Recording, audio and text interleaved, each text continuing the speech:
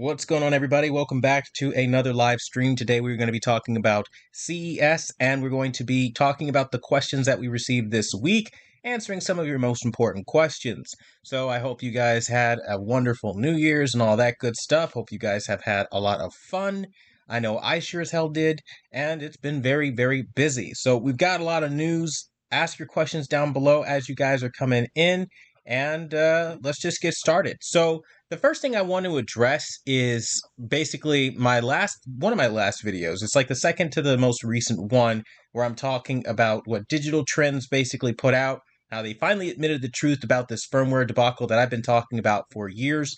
Now, the reason why this video is such a big deal in my opinion is because for years we always as users are made to think that we're crazy and like we're wild, just off the rails conspiracy theorist anytime we say, hey, you know what, there's a clear problem here with my television's performance. Like 1 minute it was doing good and now not so much. And well, I always like to kind of provide some sort of transparency when we have those kinds of things being said about us. So I always have made it a point to talk about firmware.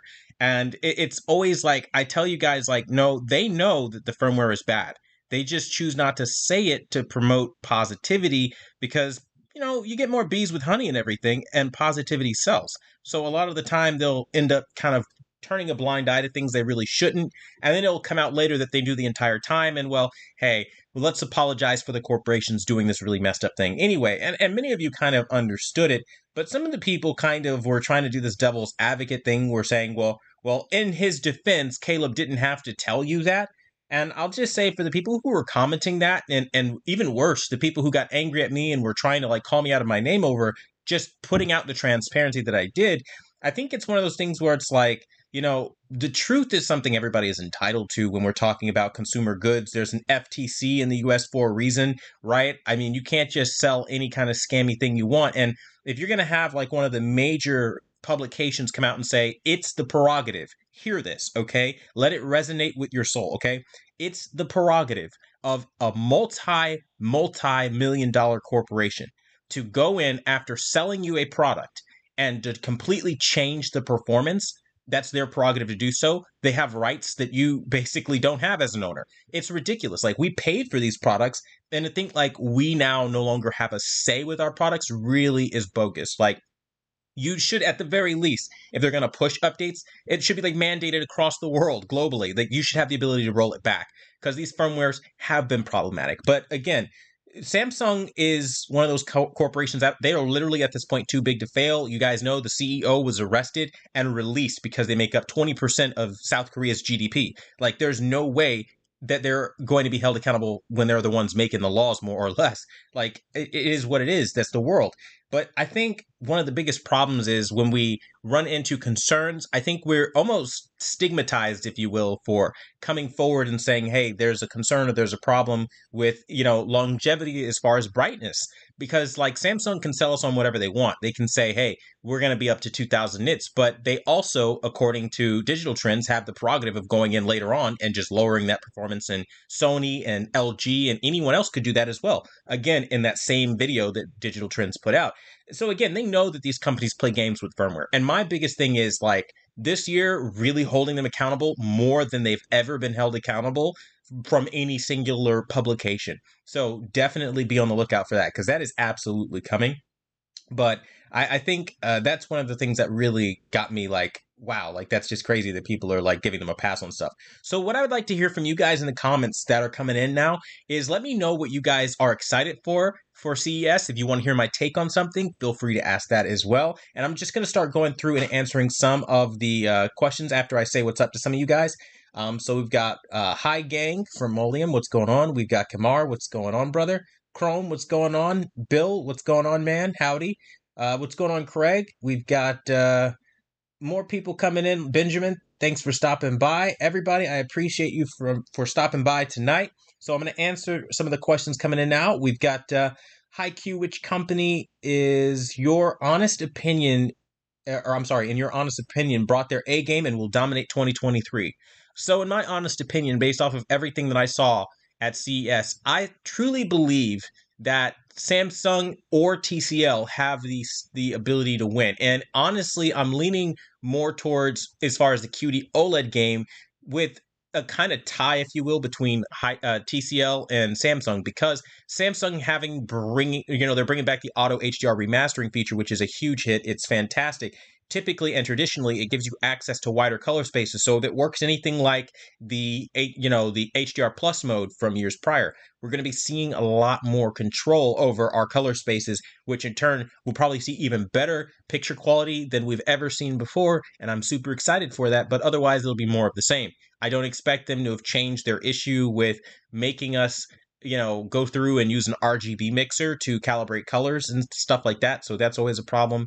But then counteractively, TCL entering the Quantum Dot OLED game, TCL is actually good for motion. They get better every year from what I've seen when it comes to motion for the most part. So it'd be very interesting to see what, their OLED would look like with Quantum Dots. That's ultra, ultra exciting and something I hope continues to flourish and shine.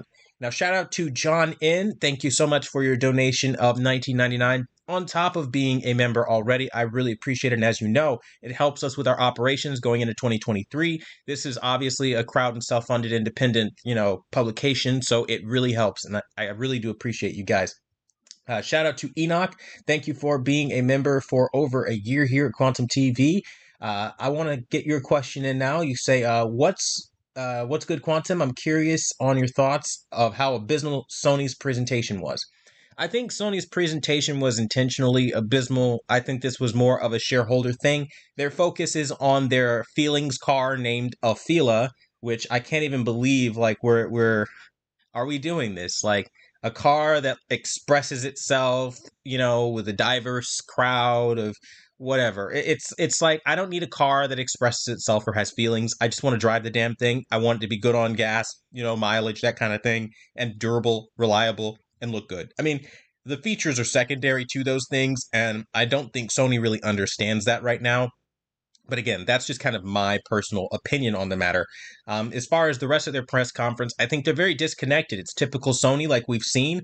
A lot of people in the camera world, since, again, many of you know, I love talking about this kind of stuff. It's not necessarily something they focus on. We didn't see any new lenses come out, any new cameras come out, no TVs. It feels like Sony as a company is kind of going under, if you will, because, I mean, to not show yourself at CES is a massive, like, you're just like failing. Let's put it to you another way. They had so much of nothing to show this year at CES that, like, they're literally filibustering on stage for what felt like it could have been an email or like a billboard somewhere. It didn't feel like they needed to waste our time with what they showed. That's how little they showed. They're talking about VR and Gran Turismo and all that. Nobody cares. Like, genuinely, nobody cares. I mean, and I've said it once, I'll say it again. The fact that Gran Turismo even won Racing Game of the Year, I think, is a joke, because it against Forza Horizon 5, there was no competition with the draw distances that game put out, and comparatively, it was not even on the same battlefield. And that's just a personal opinion, but so to see them focus so heavily on VR and PlayStation in all the wrong ways, it just wasn't ideal. And I think as far as, Sony not showing up, I think they really could have done a whole lot better than what they did. It's very disappointing, but it kind of means like they needed IFA. Let's just call it what it is. They're going to show up at IFA sometime in February. All right, February 26th, I think it is, to like March 1st. They're going to show up at IFA. They're going to put all their stuff on display and be like, oh, look how amazing we are now that we're the biggest ones here at IFA. Like, let's call it what it is. They're just trying to lessen the competition, because truly, I guarantee you, they don't have a whole lot to compete with outside of like, oh, look at us, we're Sony. And that's starting to wear off on people, and nobody cares about your name brand, especially, you guys seen, Hisense straight up came out there on stage and was like, we are going to be the king of all mini LEDs. We're confident of that. Like, they've all shots were fired. They want all the smoke. And if it's anything like I've been reviewing since 2019 from the brand, they're going to deliver. They usually promise like 1,500 nits and over deliver. So if it's anything like what we've seen from typical Hisense, they're going to do very well. Again, testing is going to go down. We're going to make sure that they're still holding up to their promise, but all in due time. Now, I want to do a shout out to the Christian Conservative. Thank you so much, brother, for your donation of $20. It really does help. And that's on top of you being a member for 6 months, brother. I really appreciate you. Now, you say, do you think Sony is arrogant for not showing up? 100%. I think it's a statement of basically saying like they can kind of be more or less the big headliners at IFA, and they can show up and say, hey, you know what, we're Sony and everybody's going to watch us because we're so important.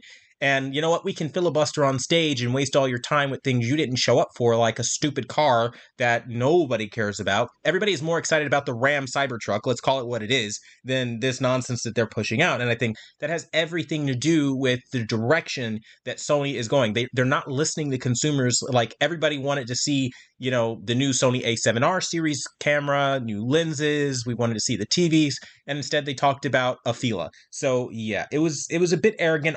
I think it's going to bite them in the butt a little bit, especially if some of these other brands can get their TVs out to market by the end of this month. We can absolutely see some problems for Sony. And even then, there's just also like your shock and awe, the excitement factor. It has to be there for the brand, and people are kind of getting tired of this status quo thing that we've seen so often. Shout out to Black Wolf 412. What's going on? Thank you so much for your donation of $5. It really does help us out here. And I will answer your question now. You say, I like big screens, so what are your top three 85-inch TVs? Well, the landscape is about to change dramatically.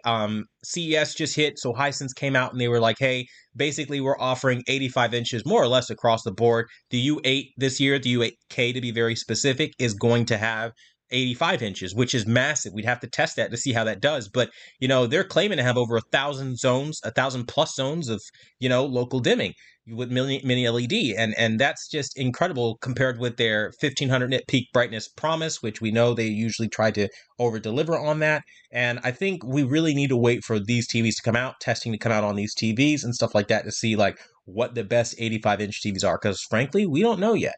Now, I will say like, typically I'm not a fan of anything bigger than like, I'd say like if you have to max 75. I usually try to keep screen sizes relatively conservatively small, because when you start going up to the larger screen sizes, all you're doing is cropping in. You're not increasing the native resolution in any way, shape, and or form. And that leads to a loss of, you know, detail. And I'm a purist in a way as far as resolution is concerned. So for me, I never really recommend going so crazy far up that you get stadium sized TVs.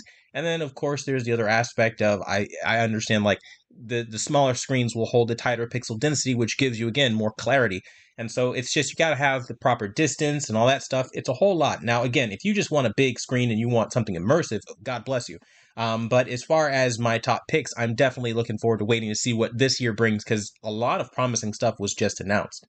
Now, we're going to go back up and try to answer some of the questions that I might have missed here. So if you're just coming in, welcome. We're going to start with Cope Ludo. What's going on? You said, number one brand in honesty. What's the best TV brand at the moment? Honestly, that's a dangerous question. I think brand loyalty is one of those things that will never be loyal to you, so you should never seek it. I think your best bet and the only thing that you could really do is try to find the best TV that you can find for what you need, for your needs. So, you know, hey, think about it like this. What are you trying to accomplish? Are you a gamer? Are you a movie watcher? Things like that. And build your list off of that and see what ticks off your criteria. Um, Not everybody is going to do that.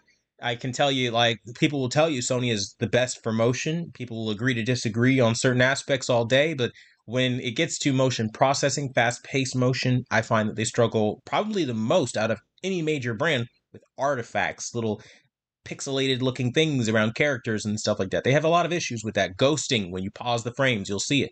It's smearing. It's very bad. People have been talking about this for years, actually, since at least I remember it like really bad since like 2017 on like the Sony X940E series televisions. People who had those televisions know all about what I'm talking about. But Sony's motion has never really gotten better, because every year they kind of get like this like safe space treatment where it's like, oh no, Sony's the king. But they need to first do something to earn it. And I think this year they're going to have stiff competition to truly have to earn the claims that they're putting up. Now, shout out to Jordan. Thank you so much for your donation for $5 on top of being a member. You guys are showing up tonight. I really appreciate you all. Now, you say, so I managed to snag a 75-inch X95J at $950 for Christmas, and I couldn't find a Hisense. Also bought a B7, or sorry, B2 77-inch, and you said any options on these on these reviews, or any opinions on these reviews. Well, as far as the B7 goes, I think, or the B2 goes, I don't know why I keep saying B7 because it's next to 77. I think the reviews are okay, but the biggest thing to keep in mind is it's going to be the entry, not the entry most, but one of the more entry level models, the B2. So I wouldn't really expect everything in terms of brightness, but I will tell you that in terms of clarity and accessibility to most things, the user experience will be close enough. Especially, I'll talk about this actually later, with brightness being very similar to what we have on the market with other OLEDs, even some of the newer ones. We'll talk about that in a minute again. But yeah, it is what it is. Now, in terms of the 75-inch Sony X95J, I think that TV probably you could do a little bit better for the money. And that's just as honest as I could tell you there. Now, massive shout out to John In for donating $99.99. I really do appreciate it, brother. That is a large sum of money, and it definitely does help us a ton going into the new year and reviewing these products. So, again, super grateful and super appreciative for that. I really do appreciate it, brother. Now, you say, can you believe YouTube took $7 out of the $100 donation? They're so greedy, good lord. I mean, and that's kind of the thing that most creators deal with. And I'll tell you, a lot of people think like when you're a YouTuber, you're just cleaning house left and right on donations, but we're really not. Like YouTube on ad revenue, for example, they'll take 30%. And when you get transaction revenue, like you just did a super chat, right, for 99 bucks. Those kinds of things are seen as transactional revenue, and per transaction, they take a fee off of that. 30% off of that as well. Like it's at their discretion as to how much they can take from you. And it gets to a point where like each thing becomes itemized and you lose a ton of money. And so you'll be like, yes, you donated 99 bucks, but they'll take their cut because I guess it's a finder's fee for operating on Google, which is the largest platform in the world. So it's kind of like, I guess, the cost of doing business. Like it's like a Google tax, if you will.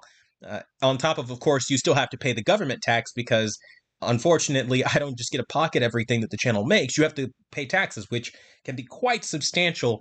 And again, it's a big challenge to make sure that everything's correct. You don't get audited, all those good things, of course, as you guys know. So I super appreciate it. You guys are going a long way towards helping a ton on this channel, and I really do appreciate it. Much love to you as well, brother. I see your comment there. So again, thank you for that. We've got Benjamin. What's going on, brother? You said, go ahead, John. Big money, LOL. Yeah, I mean, I super appreciate that. That was awesome. Charles, what's going on? You said, Quantum. When I get some money together, I'll be joining the club for your great settings. Absolutely. I'm good for it. And I also kind of want to announce something for maybe people who were members and maybe kind of dropped off a little bit, or current members.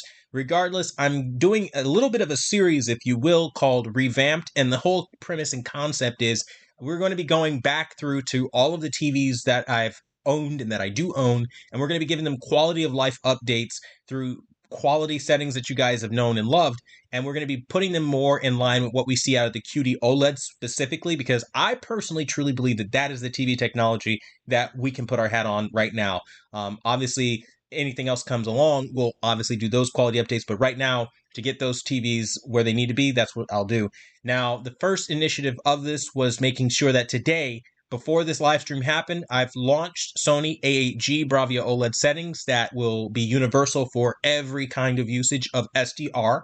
And I've verified it against over-the-air TV, like living that for like, honestly, it's been months. This setting, honestly, has been months in the working. It's kind of like weird that I say that, but like checking it across all kinds of TV shows, news stations, all that, it took so many months to put this together. So condensing that down into a few minutes and just kind of giving that out for $5, making it accessible to everyone is something I'm really proud to be able to say and do for everyone. So if you are somebody that like maybe has a C1 or an S95B or that kind of thing, hey, now's a great time, better than ever, to join, be a member. If you are a member, you're going to be benefiting from some awesome settings because I'm going to keep pushing the envelope to make it better for everybody. So just wanted to put that out there. Now, we're going to talk a little bit more about some of the questions that we have here. But first, I kind of want to talk to you guys a little bit about the direction going forward after CES. We saw a lot of exciting stuff here. I think for me, one of the biggest things that I saw was the push for QD OLED being not aggressive, but aggressive enough that where we can kind of see where it's going to go. We know they're going to be brighter. I mean, I had imagined the color spectrum would be more or less in the same ballpark. I don't expect them to totally shatter what the S95B did.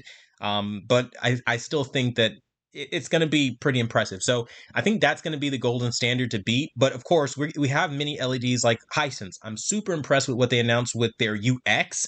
That sounds insane. 5,000 plus zones of full array local dimming, mini LED local dimming.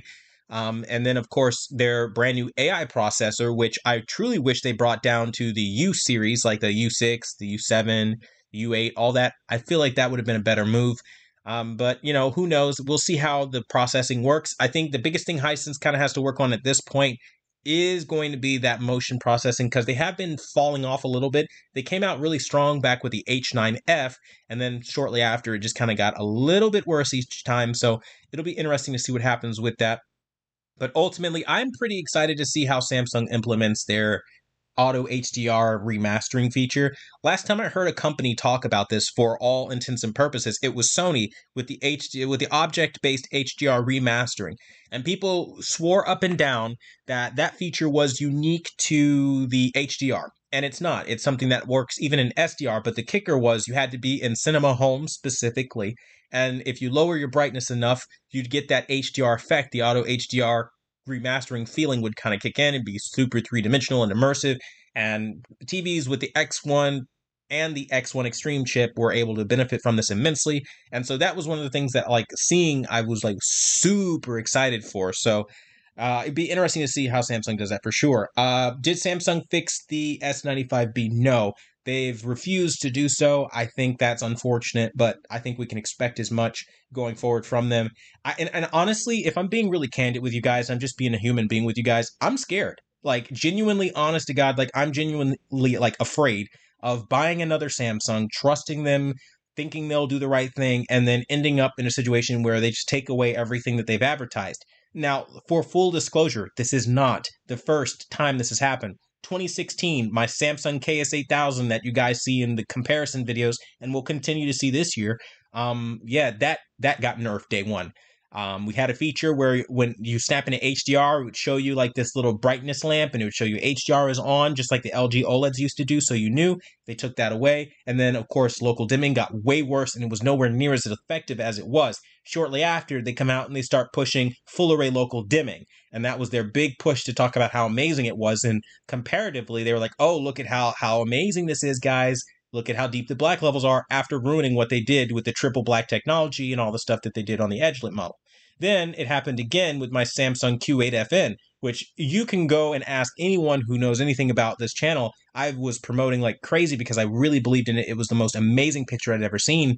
And then after the 1200s firmware, they nerfed it and the brightness went down a bit. Now, it's still a fantastic TV still to this day, and it beats pretty much everything Samsung has put out afterwards, but I stopped updating, and I didn't let it get to the final updates where people were telling me brightness took a significant hit.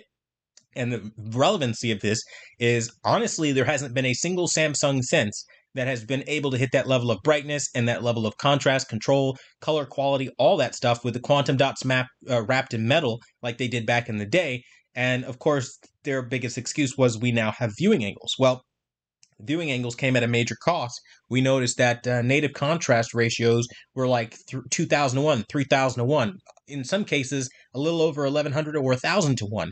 Pathetic, which, again, local dimming isn't going to save you on that. And so it got to such a problem where it's just like, we're noticing the correlation, like they'll make it look worse, and then they'll kind of come out with something that they say is better and the next level, and like, oh, we'll razzle dazzle your mind.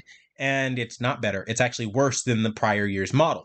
And now we kind of have something I imagine happening similar.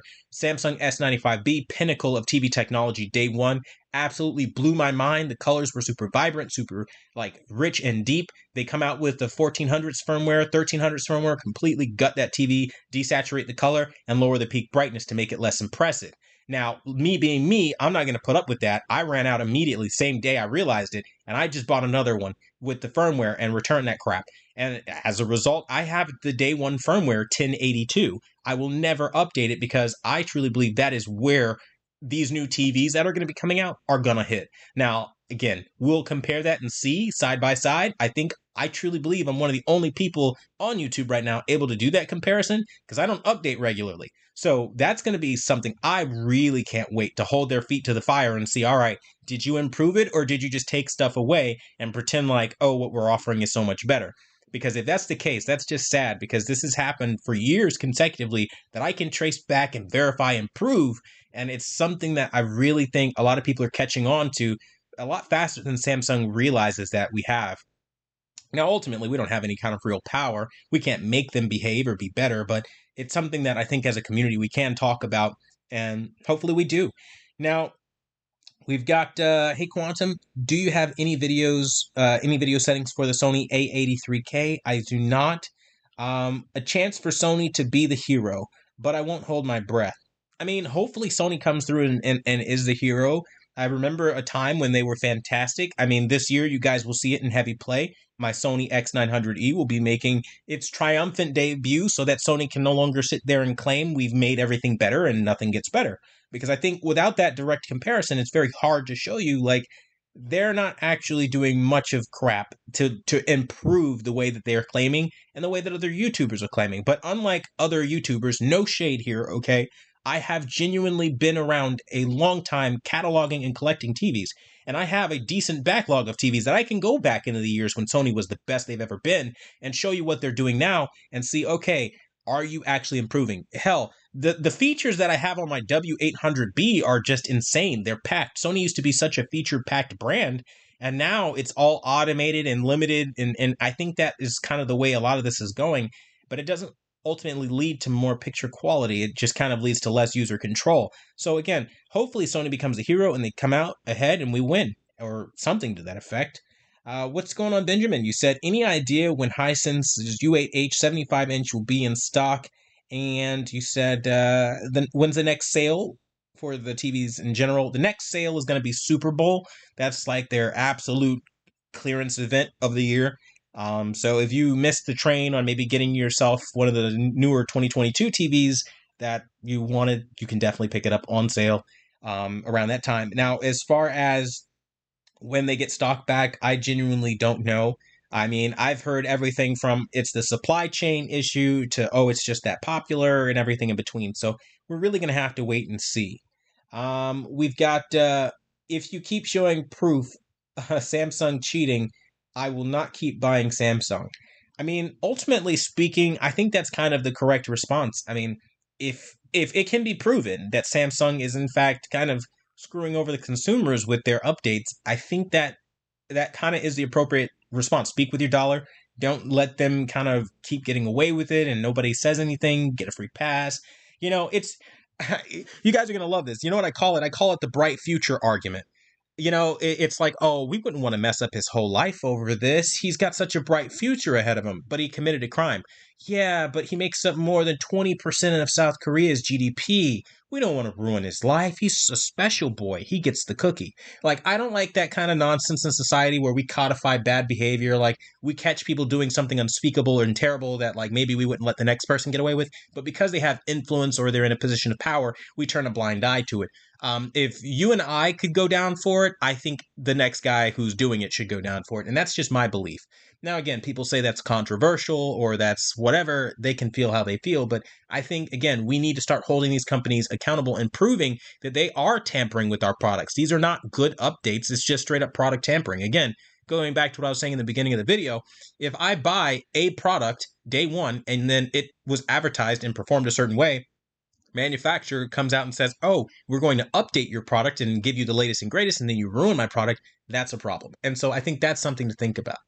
Now, what's going on, Axel? Thanks for being a member here. And what's up, Pika Beast? Thanks for being a member for over a year, as you know, brother. I appreciate you.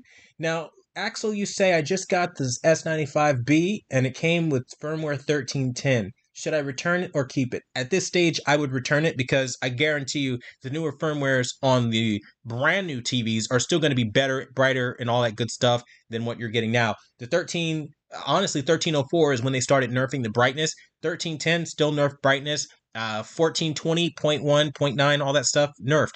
It's like anything after the 1200s is seriously nerfed and crippled from the day one performance, and it's just not worth it.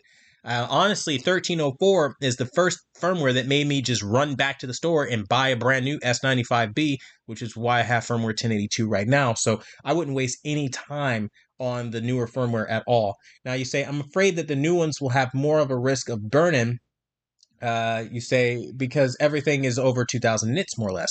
And I think that's a very valid concern you have. As you know, in my last videos that I've made, I too have the same concern. See, for all the talks of brightness, I haven't yet heard one thing about a 10-year burn-in guarantee. It doesn't seem like they have any interest in saying those words because, of course, they can't. And so it just seems like it's short lived. You'll give us brightness, it'll be amazing. These TVs will blow our mind. But within time, they might just kind of be like another OLED. The other thing that I take a grand protest to, and I want everybody watching right now to kind of maybe chime in on this as well, maybe you have a different perspective, but I take grand protest to the fact that they're selling these OLEDs as 2000 nits, but in the same breath that they're doing that, the full screen brightness, like what we saw when Vincent was able to measure the brightness, it's only 250 nits or something like that, 260 nits. That is not fantastic. And in that respect, it's like, okay, so when full screen brightness enters the fray, you're still an OLED with ABL. And the biggest thing that people hate is the dimming. And that's where I think something like mini LED becomes a lot more attractive because we don't have those problems. So it just kind of feels like you're just selling me on small bright highlights. But honestly, though, OLED has always truly been good at small bright highlights. And frankly, if your biggest victory is small bright highlights, we don't actually need those to be any brighter because those are already popping off of a black background really well, and it's pretty much fantastic as it is. I can't tell you my S95B needs to be brighter than what it is. I think it is plenty bright enough, and in fact, it's too bright. I lower it down. I don't let it sit at the max brightness level literally ever because of those reasons. So I do worry about that a lot. So I think those are valid. But now I'll be very honest with you. I am excited. I do want to see what they do. I mean, it's technology, quantum dots. I mean, hello, the name of the TV, Quantum TV. I love quantum dots. I truly believe in the technology. I know it's the way forward towards getting a ton more picture quality out of regular televisions. And I think, we found something here with QD OLED. I hope that maybe they can be more transparent.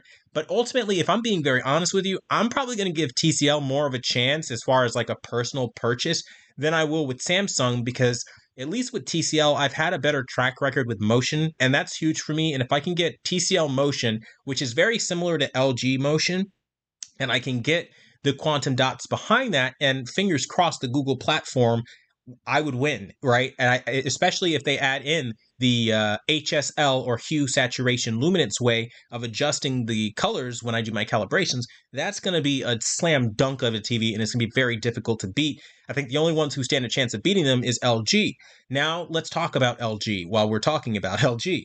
I don't think LG, unfortunately, this year has a chance. And I know that might sound really controversial and really messed up, but here's why. They still are using a WRGB OLED. And anytime you are introducing white light, you are diluting color. I worry about the highest levels of peak brightness that the G3, for example, can get up to of over 1800 nits. Yeah, you can get brighter, but you're not necessarily retaining purity of the color, and nothing about color science particularly is changing as far as I understand it. I get micro lens array is gathering all of the otherwise wasted light, which can help certain things, but things like blood orange, that's not going to be fixed on the red. I think there's a conversation to be had about WOLEDs definitely having a great picture quality. Of course, the C1, fantastic, and others. But I think, again, making super bright WOLEDs, I don't really think is a good idea. And that's just kind of like my idea of what I've seen out of these televisions with testing and things like that. I truly think that LG maybe should stop being stubborn, go to Samsung, get one of their panels, and show them how it's done. I think if LG comes out and they launch like a G4 next year with Samsung's Quantum Dot OLED panel, I truly, and I'm going to say this on record, I do not believe a single manufacturer can touch LG. I don't.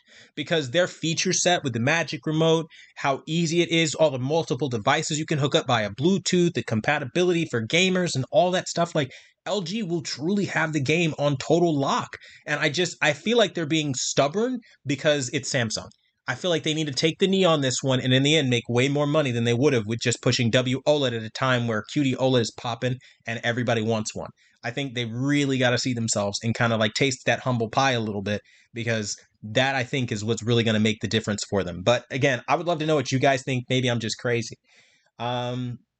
We've got, in your opinion, what's the latest? What's the latest you can buy a Samsung S95C before they ship with the newest firmware?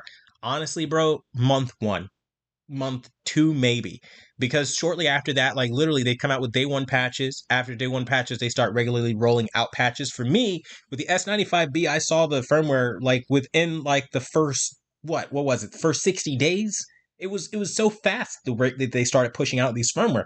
And by month 3, it was already like nerfed to hell. I don't think it's worth it to wait around. I think the early adopters of TVs will get the day one firmware that was intended to be used day one, and then everybody else will get the adjusted versions of those televisions. And I think time is of the essence. So yes, you end up paying more of a premium up front, but I also think that's by design. Like they kind of punish late adopters in a way by giving you the worst version of that product, not the more updated one as they claim. And again, the Samsung S95B is the perfect example because you buy one today and it does not perform like it did when it first launched. And I think that's kind of what we all know and kind of despair about. Now we've got LG will come back 2024. I mean, hopefully.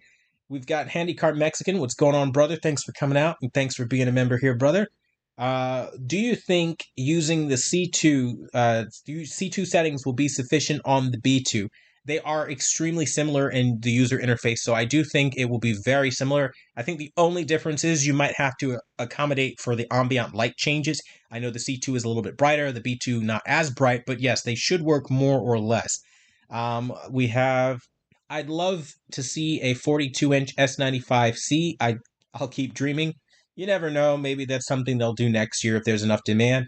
But unfortunately, the market trend is pretty much like sell people on bigger TVs. They have to condition the general populace, the general public, whatever you want to call it, into buying bigger screens because that's how you push higher resolutions like 8K into becoming more mainstream. You're more willing to plunk down the money on an 8K display if there's content and there's a reason to do so. But you start to see diminishing returns when that doesn't happen on the bigger screen sizes, because if you're buying a 55-inch, for example, and you're putting an 8K image on there or a 65, it's not really worth it, right? Like it would be on a 75 or an 85-inch TV, which is why they're pushing so incredibly hard to make us buy those. And I think that's one of the things that we'll continue to see until ultimately they get their way.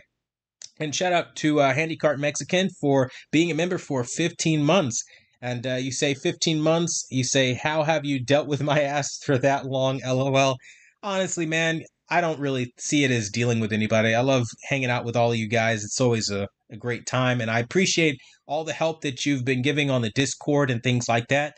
And also to everybody wondering if you guys ever want to just chat amongst yourselves in a community and kind of talk about issues like this, like the Samsung thing or anything else you might find that I don't find, our Discord community is an awesome, excellent way of doing that.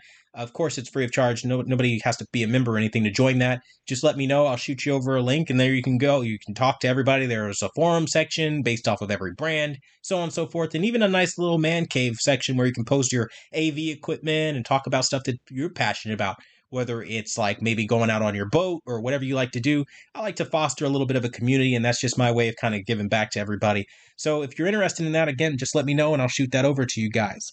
Now, what's going on, Jose? You say, based on what we've seen so far, those of us who couldn't get a 75-inch U8H and the TCL is going back to Google, and with TCL going back to Google, are you leaning Hisense or TCL?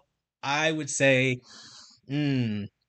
okay, honest, I'm going kind of more TCL this year, leaning with the Google operating system and the Quantum Dot OLED.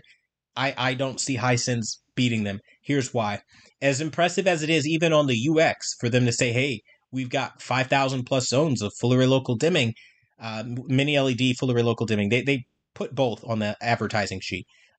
Regardless, I think 5,000 is a very minuscule number when we talk about the pixel level illumination of 8 million dimmable independent zones when we talk about the 4K resolution and these screens that we have now with OLED. And no matter how hard they try, they can't surmount those odds and fucking overtake them. Pardon my French. It's just, it's one of those things that like, it's going to be rough. It's going to be really rough for them. And I think that's where it kind of comes into play. Now, Hisense, though, does have something that TCL doesn't have. And that kind of comes into the ridiculous affordability, I think, with the quality to back it. I've noticed when TCL goes to like some of their lower tier models, the quality kind of slides off a bit. Like last year, their 5 series wasn't as good as, the S546 before. And I think if they go that route, then maybe not so great. But TCL has always had potential. I've always given them a fair shake. They've always just been like a step behind where they needed to be. When they get one thing right, it'd be like Black Crush. And if it wasn't Black Crush, it was quality control. So it'll be very interesting to see what TCL does and what everybody does. And I really can't wait to just get things into the lab, start calibrating, start testing, and giving reports on those things to you guys. And then just having really like, are they good or are they not, right? Kind of out there for everybody to see. And I think that'll be like the best thing here. Uh, what's going on, Jordan? You said, what's the most similar settings for the X95J? Um, that's kind of a tough one. I would probably say the Sony X95K would probably be the closest one that you can get out of the settings catalog that I have. How to handle posterization on the Hisense U8H. Don't watch low bitrate content would be a big one. Honestly speaking, past that, you really don't have any other way. If you have a model that has it, some have them worse than others. Mine didn't have it too terribly when I was reviewing it, but I know some have it extraordinarily bad. It is still there no matter what you do, though. And there enters the problem. That is just one of the issues with that product. And of course, that kind of leads me into my next thing. When we talk about Hisense, I feel like they're a great product, but they do suffer from being a little bit outdated in terms of they don't have something like a smooth gradation, right, to smooth out banding. I think that would help them immensely. If they could do that, they would be far more competitive on the market. So, I mean, while I do think that overall, totally, they'll be the best value, I think that it is a little bit arrogant to say that they'd be the king of all mini LEDs until they implement something like a smooth gradation feature to help resolve the banding issues that people have been complaining about many years prior. And that's just what I think there. Shout out to Axel Lopez. Thank you so much for being a member and for donating $10 on top of that. I see you, brother, and I appreciate you. You say, thanks for the advice, Q. Much obliged. No problem there, brother. It's a pleasure. You say, I will return this weekend and wait for the new ones instead. Thanks for always being honest and being helpful to all the community. Yeah, absolutely, man. It's a pleasure to do that for everybody. And I think the big thing here to keep in mind is when the new ones launch, all that good stuff is going to be said like every year. They're going to have marketing jargon and stuff like that. And just get with me, link up with me in the comments and whatever, and I'll make sure I help you every step of the way so that like when the time comes, you'll know. And again, I can't give away too much. I know I said this in the last live stream. I'll say it now. I really can't give away too much as to what my direction is editorially, but it is very different. You'll notice that I keep saying that. It is very different from years prior. There's going to be a massive change in the way information is delivered to you guys, and it'll be immediately noticeable. And I think the importance of this is to help people like you as well, Axel. So like when you're waiting and you're kind of like taking my word and my advice on it, we're going to be able to track stuff back a lot better and a lot more coherently and do things in a lot more of an organized way, firing on all cylinders. So again, I can't wait to show you guys what I've got planned, but it's definitely something that's going to be a lot of fun for everybody. And again, thank you for being a part of this wonderful community and helping us build something great here. We've got interested in seeing what Story puts out for 2023, or rather what Sony puts out for 2023.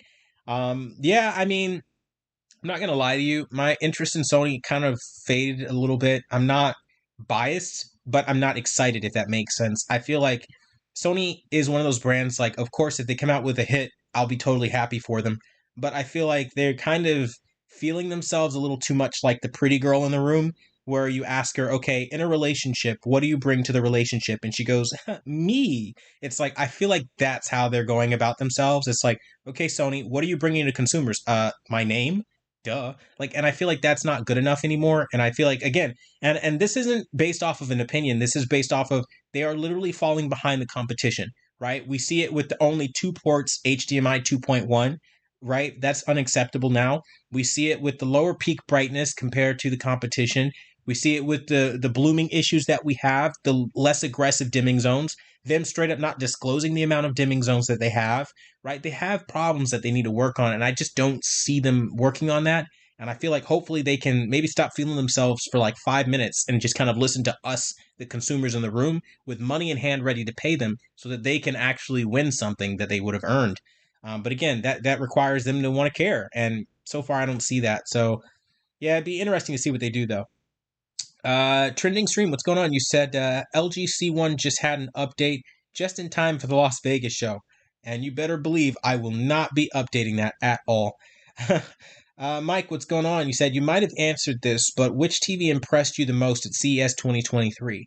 So for me at CES, I won't say necessarily that I was impressed, but I was most shocked by TCL going with a quantum dot OLED this year. I think that is the most shocking news and honestly probably one of the more exciting bits because TCL has been really good for motion on their entry level sets and things like that. And if they can keep that same motion with quantum dot OLED, most of my complaints would be addressed because in the years prior it's been, well, TCL is really not as bright as some of the other brands, or they have blooming issues. And I've always liked their color when they do it right. Like last year they botched it. I hope this year going back to Google will give them that that way that they lost. But I truly feel like that was exciting. But then counteractively, I am over the moon excited to see how auto HDR remastering works on the brand new Samsung S95C, S90C, that kind of thing. I really want to see how that's done. If done correctly, again, we could really see TVs that punch well above their weight. Again, especially with a calibrator like me at the helm, really tuning these TVs up. I'm not the traditional norm, right? So I want to see how far they can go, what their real potential is, because no TV launches at their full potential. You always need proper settings to do that. But I think that's for me where I'm so excited to see what it can do. I'm not even joking. Like I'm literally waiting. I'm like, yo, like straight up, I will sell all of my TVs right now that like WOLED or whatever. I'll dump them for like $500 regardless of size. Like maybe a 65 inch, I'll give it to you for $500. I don't care. I don't really need it anymore, kind of thing. Like I'm just dumping it and selling it at a loss. I do this a lot, and so like I always give deals to people, and like I remember a couple of years back I did that with the C10. The TV was still $1,400, and I still sold it for like $500 because I don't know. I'm one of those guys like when there's something like that no longer has value to me, I like to give somebody a deal so they can get it, and also it's just like it's not a big deal anymore because like whatever. So again, that's just what I think there. I'm excited to cut my losses with some of the TVs I have now to make room for some of the newer ones even. But again, it really does depend on how they hit, how they perform, if it's even worth doing that. And I think before I make a decision like that, I'd have to see if there's potential for that. So yeah, you never know. Maybe you guys might get hit up with a deal. Be like, yo, anybody in like the Orlando, Florida area? Hey, I might hook you up with a good deal on a television. Get it for the cheap. Who knows? But that's all stuff maybe later on.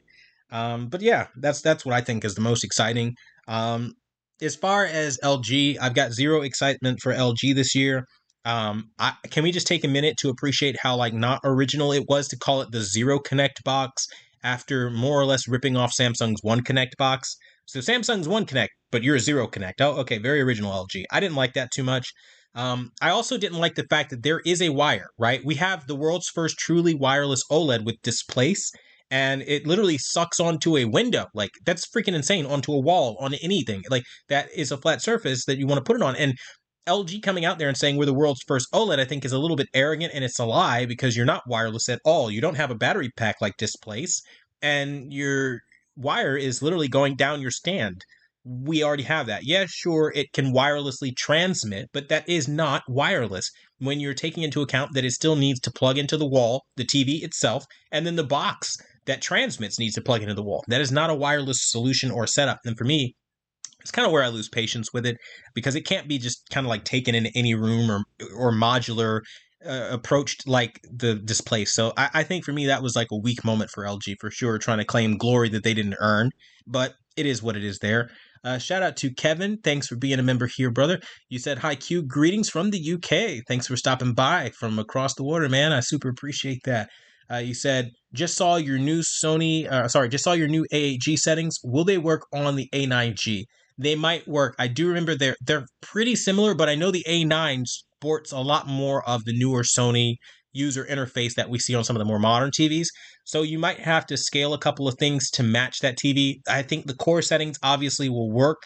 Values probably will work, but you might have to make a little adjustment because last time I remember when I was doing settings for the A9G struggled with being overly cool. It was like that new thing that Sony just kind of started doing. So you're gonna have to finagle with it a little bit on the X1 Ultimate chips. But I think they should be more or less similar. But I do have settings, if I'm not mistaken, I still believe I have to check for the A9 if you need that as well. So definitely something to think about. Not revamped settings because I no longer have that model, but you still have settings, so to speak. But the new settings for the AAG might work for you, most definitely. Just let me know how that goes. And yeah, Axel, what's going on? You said you should raffle the opportunity to buy one of your TVs. LOL. I mean, that's probably a good idea. I don't know. It really. Jordan says, "Sign me up." It really does depend. I mean, it's one of those things. I could tell you right now, like I'll just kind of put this out there. The odds of me getting rid of the A8G are pretty high. The odds of me getting rid of the LG C1 on a super deal are pretty high. Those are the two TVs that I'm looking at maybe getting rid of. So keep your ear to the ground and you might be able to score a pretty excellent deal on these products. Who knows? I don't know. It'd be fun to see how that goes for sure. We've got Joe. What's going on? You said, hi, Quantum. I'm looking to buy a 2022 model and can't wait until March to purchase. Fair enough. Historically, do you know if the prices will be lower than or is, sorry, you said will be lower than or is now a time to buy with the Super Bowl sales? I'd say wait for the Super Bowl sales. If you're trying to check out with a sale, don't do it now because right now the sales aren't really what they're going to be. But around Super Bowl, they're going to get you covered with the clearance events for sure. Um, hey, over 75 inches, like 85, 86 sizes. Best for the price. I watch all the time. You said, I think it's a great show. Thank you. I appreciate that, man. So kind of similarly to what I was saying a little earlier, I think it is a little bit better to wait to see what they're going to do. I know, again, Hisense, TCL, all these heavy players coming out with newer TVs. I didn't have the best with as far as last year them coming out with 85-inch TVs or larger inch TVs.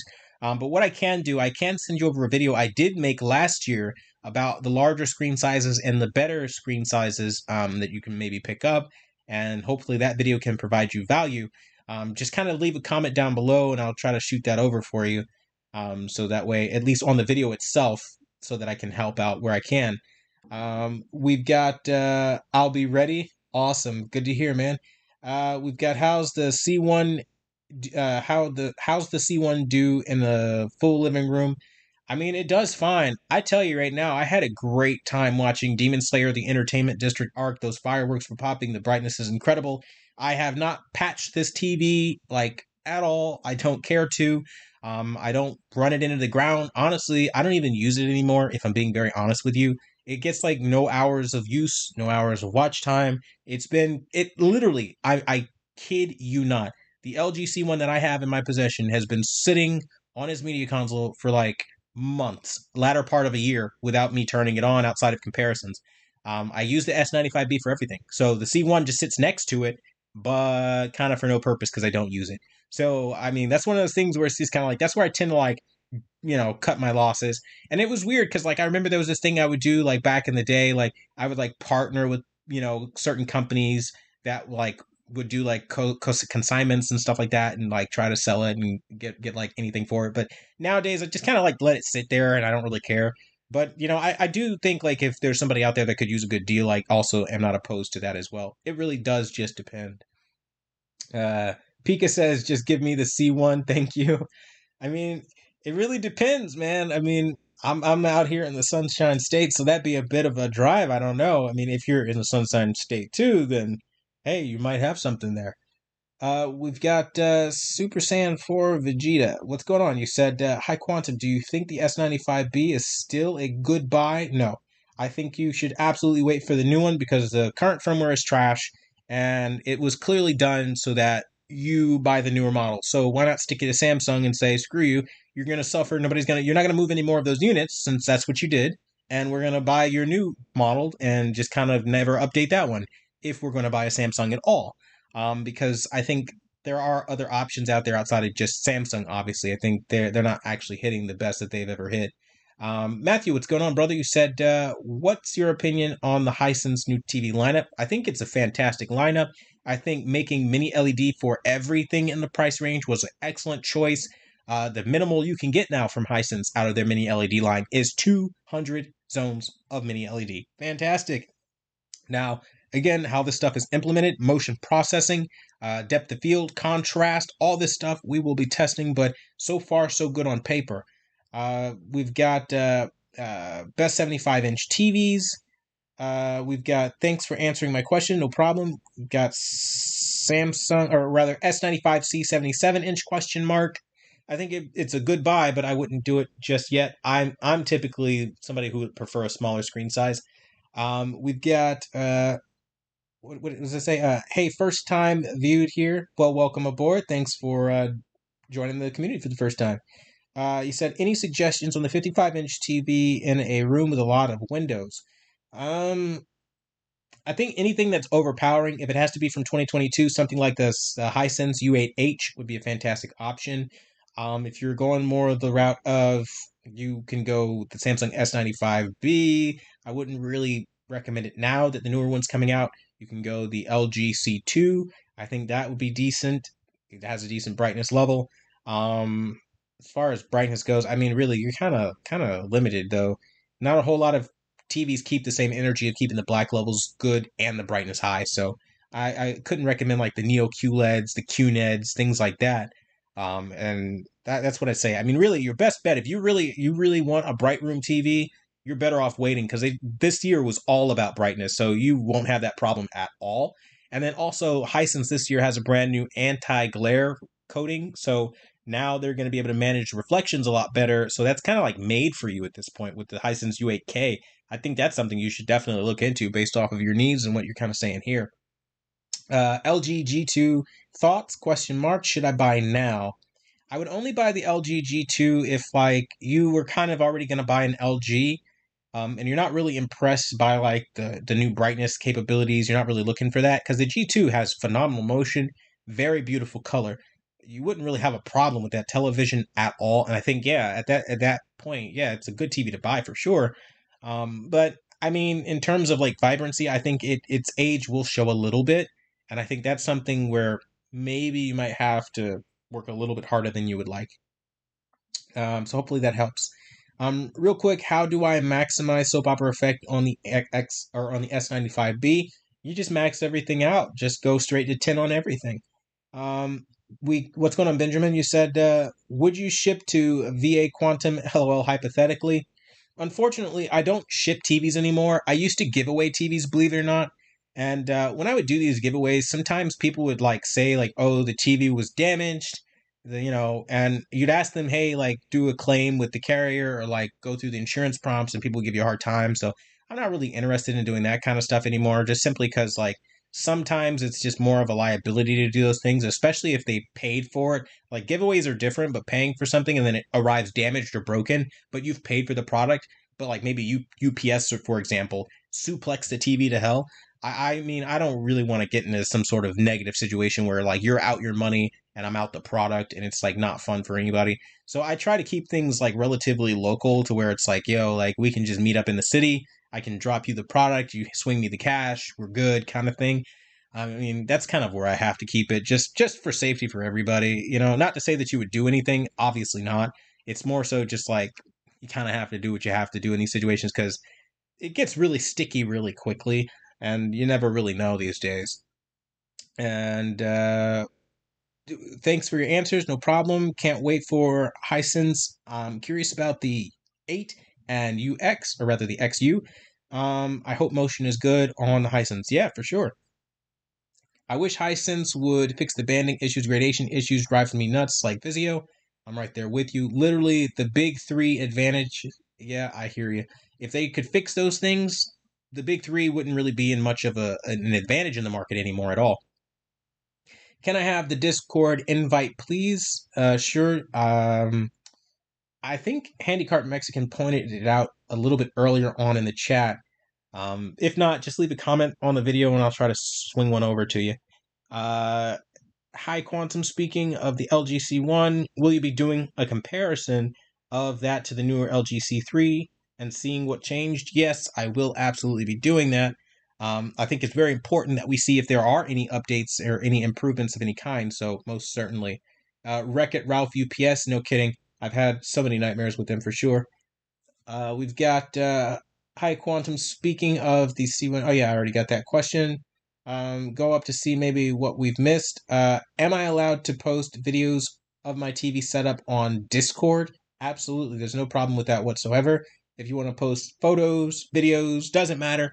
Only thing that I really like kind of require out of anyone is just kind of like when we're there on the Discord, we try to be respectful of each other. We don't, obviously start arguments or fight with each other. Like disagreements are fine, but like straight up like just being rude to each other or hateful towards each other, or like stuff like that. Like I don't really want that kind of energy. I just want to keep it cool, chill. We're focusing on the tech where it's supposed to be, that kind of thing. We're good. And again, I've never had any problems with you or with any most people just kind of come and hang out. But yeah, if you want to post videos of your setup, all that stuff, I love stuff like that personally. Like I think it's the coolest thing when we show like what's automated or that one cool thing in our home or something we were really passionate about. And honestly, it could be anything. It could be as simple as you guys playing video games. It could be as simple as you bought a brand new PC, you bought a brand new blender or toaster. It doesn't matter. Come to the Discord and just join the community, have fun and hang out and have a group of guys to talk to. I think that ultimately is like really important, especially in this day and age. We just want to kind of hang out, just be a community these days. So that's pretty much what I'm all about. So yeah, if that's something that you're interested in, just let me know down below. Thanks for bringing honesty to TVs, bro. We need you. I appreciate that, brother. No problem. Uh, why low backlight on the backlight number on the UAH? So everything that I do in terms of settings are designed to push the peak optimal performance, and so the lower backlight gave that peak performance that I was looking for. Not all the brightness is always utilized. I mean, you can always change it for your ambient light in your environment, but as a universal thing, I have certain things that I look for where it needs to create the depth, it needs to create the clarity and all that good stuff.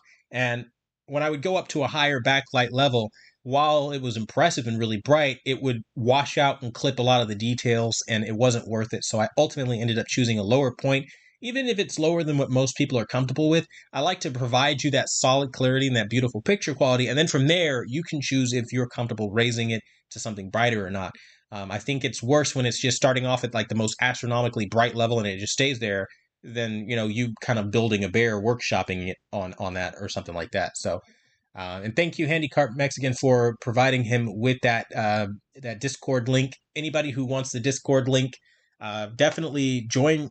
It's again free, awesome. I appreciate all you guys for doing that kind of thing. So yeah, great community of people to hang out with. Any interest in getting into computer monitors? I now that they're doing quantum OLED monitors, I'm not gonna lie, I am a little bit curious to see what they're doing. I might look into it. It might be a conversation that is a little bit more digestible than before, where it was just IPS monitors or like something like that. So, definitely very possible. I definitely do have an interest in it now more than I did before. What's going on, Tyrell? You said, as you can see, I love Soap Opera Effect. I think it's the best TV feature. I think it's the best feature on TV. Is there a TV that does it best, or is the S95B good at it? That's the LG C1 so far. So far, the LG C1 and the LG G2, those do it the best right now. I am hoping that the fluidity does improve across the board, which is kind of why this year I'm looking at TCL for their QD OLED, because with motion processing, particularly with Soap Opera Effect, they do a pretty good job of making sure that things are honed in and they are tight and they look really good. So that for me is something that is ultimately very, very important. And we have, I like your honesty and views. Do you have any settings for the S95B? Wait, do I have any settings S95B for QN90B? I don't have anything for the QN90B, but I have quite a few for the S95B for sure. And what's going on about TKK? Thanks for stopping by, brother. It's always good to see you here. You said, I'm on the building. I'm on the building. What's going on, man? You said blessings to you. Good evening, brother. Most definitely, brother. I appreciate you for stopping by. It's always good when we can stop by and have communications and chill and relax. That's always fun. It'd be interesting to hear what you thought about CES if you kind of wanted to chime in and kind of let everybody know like your take on it as well, and maybe we could talk a little bit about it. in the chat here while I have you. Uh, do you have any settings for gaming for movies on the S95B? Yes, most certainly I do. And I'm currently working on the revamped version of the settings for the S95B now. So again, just keep it locked. You guys know I'll be good for that kind of stuff and putting it out there. Is soap opera effect smooth? I understand. I'm sorry, you said I never understood that term. Soap opera effect more or less is, yeah, the smoothing effect. They call it soap opera effect because it provides that hyper realism. I personally don't necessarily agree that it makes everything look like a soap opera, because you can watch a soap opera without soap opera effect and it will look entirely different. I think it's more so people are accustomed and kind of used to, like, the old timey like 24 FPS kind of thing, and I think that's totally their prerogative. But for me, I like the modern generation of like motion fluidity that's super buttery smooth and comfortable to watch. I'm one of those people, I'm very sensitive to motion jitters and judders and stutters. And so if that's not buttoned up, I will pick it up immediately because I'll start getting nauseous. Literally, there's a physical reaction there. So I've noticed that some people say like, "Oh, soap opera effect makes me nauseous." I mean, it's the total reverse for me. If I'm seeing low frame rates crawling across the screen, I'm just not a happy camper, and that's just how I work.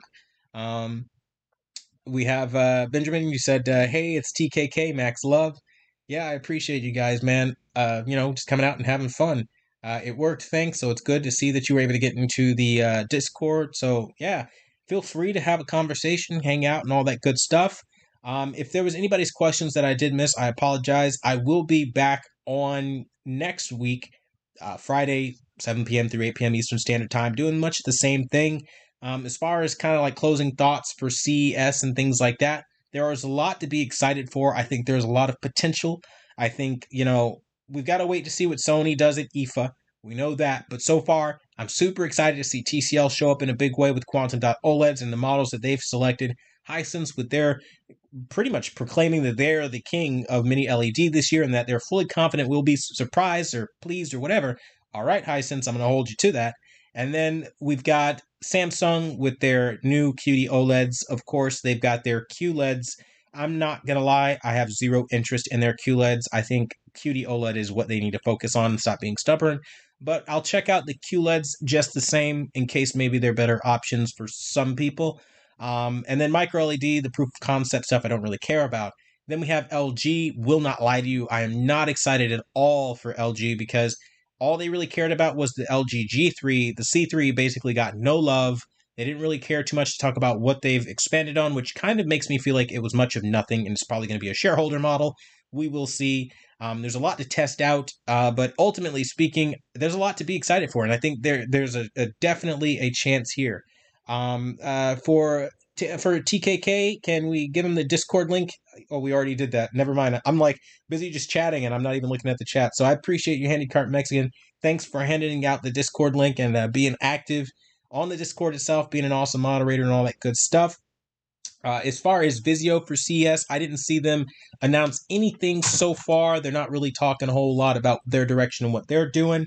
And I appreciate you as well, Jordan. I appreciate all the stuff you guys are doing in general. Everybody who donated, shout out to John N for donating $100 this night. I mean, it's pretty crazy. All you guys who donated, every single person, man. Axel, I appreciate you. Handicart Mexican, thanks for rejoining. 15 months. We've got so many people, man. Jordan, Black Wolf. We've got the Christian Conservative. Everybody, seriously, I want to thank you guys. We had a great time here and look forward to more videos. We're going to be, again, focusing on pushing out the information, getting what we need to. And if you guys need to link up with me and talk to me, you guys know I'm good for it. Next week, 7 p.m. through 8 p.m. Eastern Standard Time. You guys have a blessed and safe night. I'm going to go be with the family. And as always, I want to thank you guys so much for watching the #1 brand in honesty.